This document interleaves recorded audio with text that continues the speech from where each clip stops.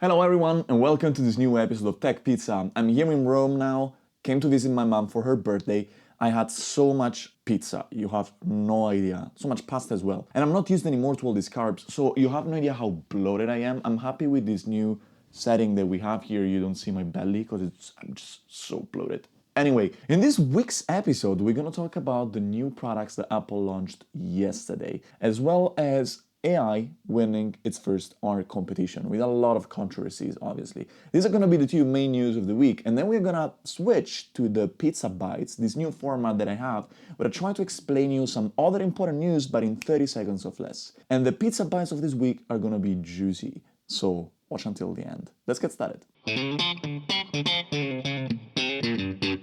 Apple yesterday had its annual September keynote and they announced a lot of different things. So this is what we're gonna do. I'm gonna just first go quickly through all the different things that they announced, and then I'm gonna try to make some general considerations about where the company is going and their very interesting, I think, approach to product development. Let me try to remember everything they announced. So they started with the Apple Watch Series 8. And the biggest innovation in this smartwatch was the addition of a temperature sensor, which is going to be used to help women monitor their cycle. There was also a very interesting thing, which is that the data that they collect is going to be encrypted on your watch and on your phone. So it can't be read by Apple or by anybody else, which is highly relevant today, considering all the mess that happened in the United States with abortion becoming illegal, right? So good job, Apple, with that. They also implemented something new called crash detection. Basically, the device has a bunch of sensors, a G-force sensor, a gyroscope, some microphones, pressure sensors, whatever, and they use machine learning to interpret all this data and understand if you've been in an accident, you've been in a car crash or something like this, and sends immediately SOS to whoever needs to come and rescue you. Pretty cool. They also announced two new Apple Watches. One is the Apple Watch SE, which is the cheaper version, and to be honest, there's not a lot to talk about. It's just better than the other SE version. That's it. And the Apple Watch Ultra, which is designed for people that want to do extreme sports, from extreme hiking to scuba diving, all this sort of stuff. So it's of course more robust. It's more resistant, considering they need to do crazy stuff with it, but it also has some additional features. It has a more accurate GPS that uses two levels. I'm not an expert in GPS, but basically a more fancy way of tracking where you are, which is good for, I guess, these people. 3 microphones plus machine learning enable the Apple Watch to filter out all the noise and have your voice loud and clear. It also has, I think it's pretty cool, a very powerful speaker that can emit a siren sound that can be heard up to 180 meters away from you, which I guess is cool for people that are getting stuck. Now, let's talk about the AirPods 2. Not a lot of things to say. I think there's two cool things. They improved the noise cancellation, which is another machine learning feature. Basically, there's some microphones, obviously, in the AirPods, and they use machine learning to interpret the signal that is coming through and understand what needs to be cut out, like noises from the environment, and what actually has to go in if you're using transparency mode. Pretty cool. They already had it. They say now it's better. The thing they didn't have is called personalized spatial audio. And I think that's interesting. Basically, they didn't explain this yet because it hasn't been launched. It's going to be released later on with the software update. But you can use the true depth camera of your phone to, I guess, scan the shape of your ear. And this scan is going to be used by AirPods to personalize the audio for your ear shape, giving you, I guess, better listening experience. Pretty interesting. But now let's get to the real interesting stuff. Let's talk about the iPhone 14. The new iPhone 14 is actually, I think, pretty boring. It's basically exactly like the iPhone 13. No joke. Very, very, very close from an aesthetical point of view and feature-wise as well. But the iPhone 14 Pro is pretty cool. Let's talk about that. They first of all got rid of the notch and they introduced something called a dynamic island. It's basically a little black area on the top of the phone where there's the true depth sensor, the camera, etc.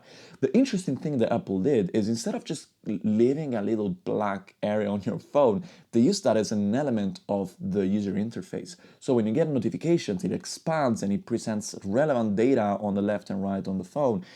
And then it just does a bunch of different things. When you pay, it becomes a little face. It does a lot of interesting stuff. And I think it doesn't change anyone's life, obviously, but it's a cool idea to take that little unused part of your phone that has to be there because there needs to be a camera somewhere and turn that into an active element to play with.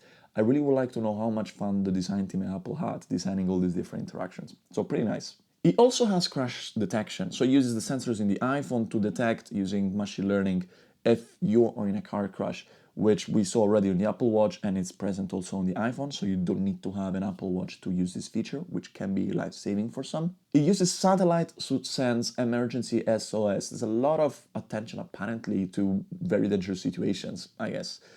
So when you're lost somewhere and there's no reception at all, your iPhone can use satellites to send emergency messages, which is, I think, valuable for certain very niche situations. Let's talk about the camera now. The camera is improved, 48 megapixel sensors, more light, better pictures, etc, etc. There's a new feature though, which is present also on the iPhone 14, and it's called action mode. What does it mean? You know when you have, these people shooting videos with a gimbal, they keep the phone or the camera they're using stable during an action shot? Well, now the iPhone can do that without any additional hardware. How? Basically, you have a bigger sensor, so you're filming more space, and then it uses, guess what, machine learning to identify what's the relevant part of the shot and basically artificially cut out the rest and stabilize it so it looks like you used a fancy expensive gimbal and the video is super stable, which is, I think, a pretty cool feature. So now let's have some considerations. First of all, there's one big theme in the whole presentation, which is safety, crash detection, emergency SOS, and all that kind of stuff. Kind of weird, isn't it? It's a lot of leverage on fear of people. You're afraid of dying in a car accident, therefore I'm going to buy an iPhone that monitors that. Kind of a weird lever for Apple to pull, but I think they're trying to really make these devices basically essential elements of our lives. I mean, if they can prove that iPhones save lives, then I guess what a better value proposition, right? Maybe they can even be subsidized in some way because they're saving lives, right? So that's interesting, but it also says something else. If you think about all these more extreme features of the Apple Watch Ultra for people to do extreme sports, how many people in the world do extreme sports? Sure, a lot, but is it 0.1% of the population? I don't know. So now, since Apple has won the majority, Apple has surpassed Android in the US as well, they need to focus on very specific niches if they want to keep expanding, if they want to keep selling, if they want to keep making excited a bunch of people that maybe were not Apple users yet. That's the first interesting thing. The second interesting thing that I want to talk about is the fact that machine learning, AI, are the kind of the hidden heroes of this presentation. A lot of the features that they introduced are powered by machine learning to some degree. Crash detection uses machine learning. Noise reduction on the Airpods uses machine learning. The feature of reducing noise from the outside world on the Apple Watch Ultra uses machine learning. Action mode uses machine learning. You see where I'm going. But the approach that Apple is having to this AI innovation is not to put it up front and saying, bam, this is a new AI feature, you're going to be able to generate images or whatever crazy stuff. AI for Apple is something that works behind the scenes, that it's an unsung hero in a way, that it's used to make your experience better, to power a lot of cool features, but it works behind the scenes. It's not center stage. It's something that enables them to do things that they will not be able to do in any other way. And I think that's a very interesting approach to product development and to integrating AI into the products that we use in our normal lives. Let me know what you thought about this announcement. What was the products that you liked? Did you think that it was boring? Did you think that it was very nice? Are you going to buy the new iPhone 14 Pro? I won't, because I think I have the 13 Pro and it doesn't change that much. Dynamic Island is pretty cool though. Let me know in the comments.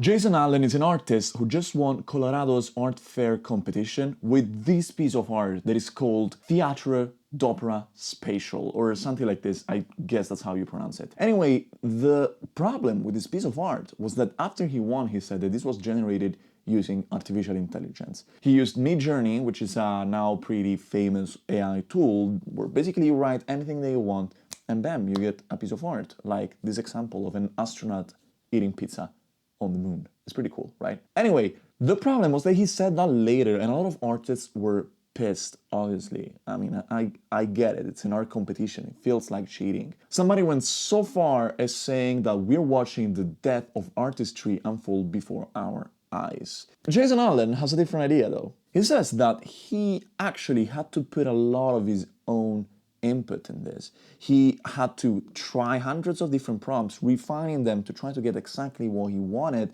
When he got the final piece of art, he had to edit it and just try to use different tools to upscale it and make it bigger. And so there was a lot of effort involved, but also a lot of human element. He basically says that AI is kind of a new brush, a very powerful brush. But it's a brush in the end of the day, okay? I already posted this news on TikTok and LinkedIn, and it sparked crazy conversation. People just went nuts, and I want to know what you think about it in the comments, but I'll tell you my thoughts as well. I think we're confusing art with craftsmanship. I don't think art is art because somebody used a brush. Art is art because it expresses something. It expresses an emotion, and we feel an emotion when we see it. So I wouldn't say that if somebody used AI, then that's not art. I do think, though, that in this specific context of a competition, it makes sense that there are some clear rules, and AI art maybe is put in a different category. But as a whole, well, AI art is supposed to be art, but I do understand how this can feel a little bit weird. It can feel unsettling in a way. But I think that's because we need to address a bigger conversation about what's the place of human beings in the world and in society and in craft, in creating new things. AI is always getting more and more of what we thought was human. Art we thought was the pinnacle of human expression. And now it's a bit confusing. I want to know your thoughts as well. Let me know in the comments below what you think, and let's talk about it.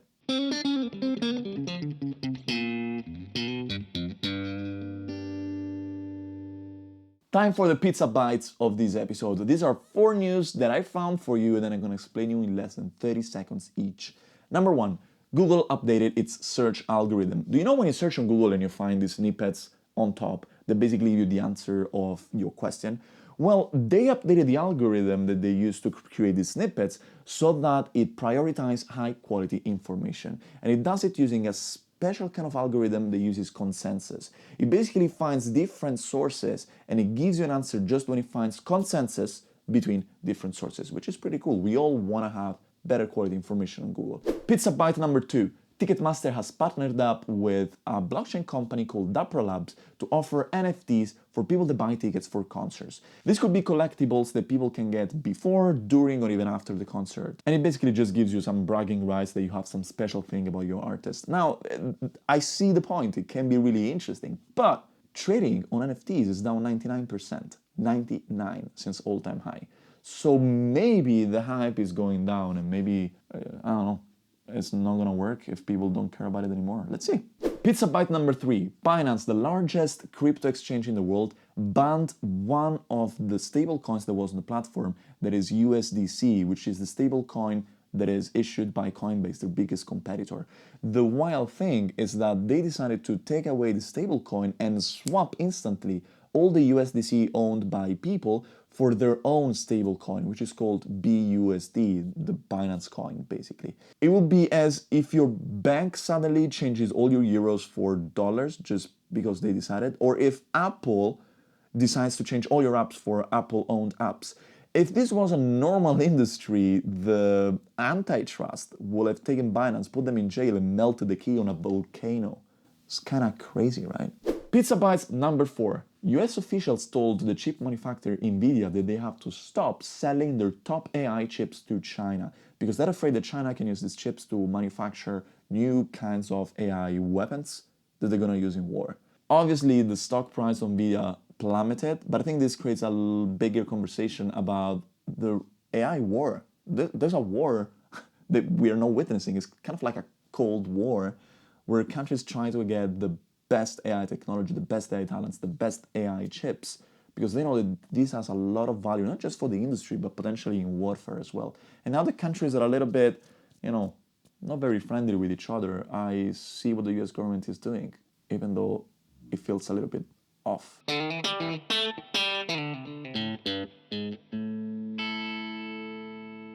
Thank you for watching this episode of Tech Pizza. If you liked it and you're not subscribed to the newsletter yet, you should do that. Go on tech.pizza, drop your email, and you're gonna get every week on Thursday a beautifully crafted email with all the most important news of the week and links to the video, the podcast, and all the resources that I used to research this news. So I hope I'm gonna find you in your inbox, and I'm gonna see you next week. Ciao.